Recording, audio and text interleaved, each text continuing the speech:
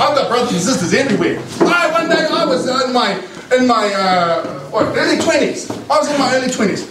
There's a knock at the door. There's this Māori fella standing there. Kia ora.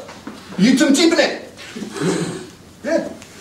Kia ora, bro. I'm your tata. Never met the guy before in my life. But he was my brother. He's through my dad and all over the place. But anyway, this guy, really nice guy, he always turned out, he kept coming to see me, and he'd turn up in the flashiest cars. He had this high-paying job in Auckland, and he told me he'd test drive these cars.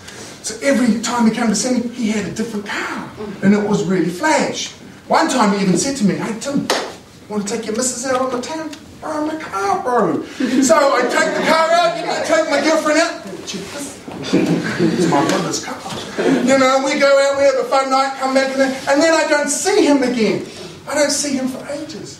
Catch up with an auntie and said, "Oh, what happened to so-and-so?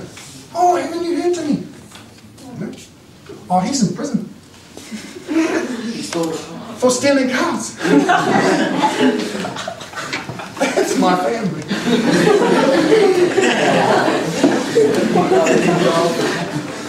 So, I have made different choices. I didn't like the police. The police used to come around to our house. I remember one time the police came around. I was 10 years old.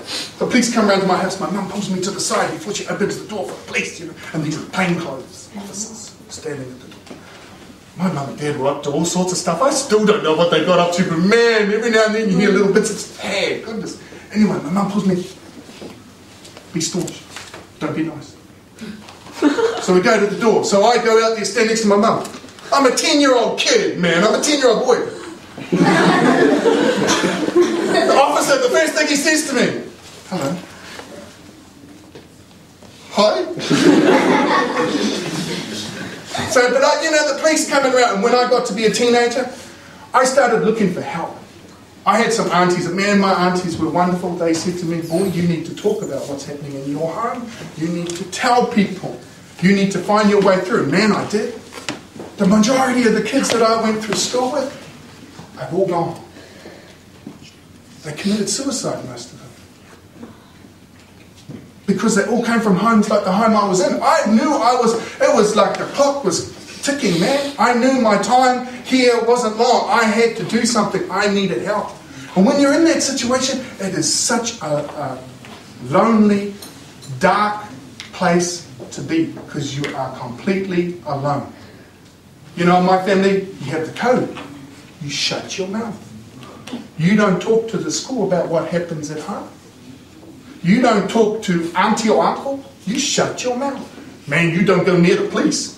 You have nothing to do with them or anything of the services out there, because they're the enemy. We know what's right for our family. So you shut your mouth. You be honourable to your family. Oh, honourable. So as a teenager, I started thinking, honourable. Oh, wow, yeah. So really honourable to pick up a little baby and throw him against the wall. What's the code in that? What's the honour in that? Because that's what was happening in my family. Whole lot of things. A lot of the stuff I can't say, because you might even know some members of my family. If I start, I went up north one time, I did a talk. There's me up north, I'm talking away. People in the audience start going, "Oh yeah, that's so-and-so, I know who he's talking about." I'm seeing this whole movement in the middle section of the audience. Everybody's talking. They start looking back to the parents in the back, and they're going, they come up to me at the end. "We know who you are.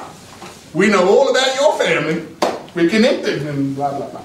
So they were able to pinpoint because of the stories I was telling. So I always got to be careful where I go. Just never know, someone might know me, know my family. But it's important to talk about it. The big thing is not to be quiet. If this stuff is happening to you, talk. Find someone to talk about, because it gets dark and it gets lonely. And the power in the abuse is in the secrecy, is in the silence. That's where the power is. So if anything's happening to you like that, man, go talk to someone. Someone that you feel you can trust.